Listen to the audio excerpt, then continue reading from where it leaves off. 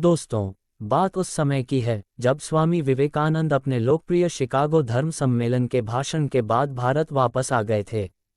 अब उनकी चर्चा विश्व के हर देश में हो रही थी। सब लोग उन्हें जानने लगे थे। स्वामी जी भारत वापस आकर अपने स्वभाव अनुरूप भ्रमण कर रहे थे।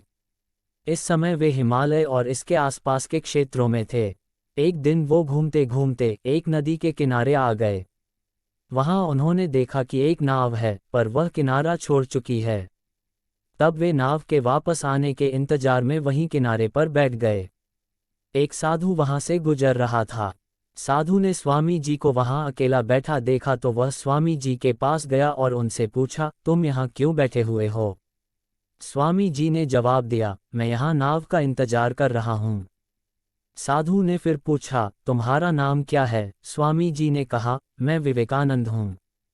साधु ने स्वामी जी का मजाक उड़ाते हुए उनसे कहा, अच्छा, तो तुम वो विख्यात विवेकानंद हो जिसको लगता है कि विदेश में जाकर भाषण दे देने से तुम बहुत बड़े महात्मा साधु बन सकते हो।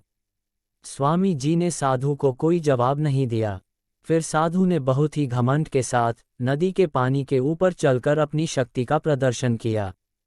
कुछ दूर तक चलने के बाद साधु ने स्वामी जी कहा, क्या तुम मेरी तरह पानी पर पैदल चलकर इस नदी को पार कर सकते हो? स्वामी जी ने बहुत ही आदर और विनम्रता के साथ साधु से कहा, इस बात में कोई शक नहीं कि आपके पास बहुत ही अद्भुत शक्ति है। लेकिन क्या आप मुझे ये बता सकते हो कि आपको यह असाधारण शक्ति प्राप्त करने में कितना समय लगा? बहुत ही अभिमान के साथ साधु ने जवाब दिया, ये बहुत ही कठिन कार्य था। मैंने 20 सालों की कठिन तपस्या और साधना के बाद यह महान शक्ति प्राप्त की है।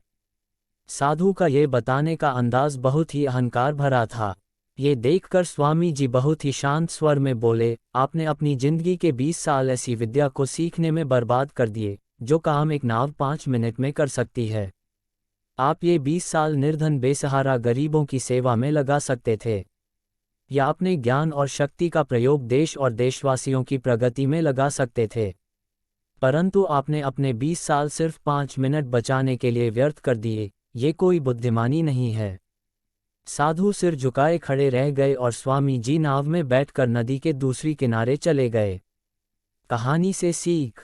इस प्रकार इस कहानी ने हमें बताया कि ज्ञान और शक्ति का सही प्रयोग आवश्यक है।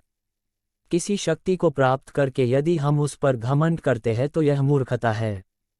शक्ति का सही जगह पर सही इस्तेमाल करना ही वास्तविकता में बुद्धिमानी है।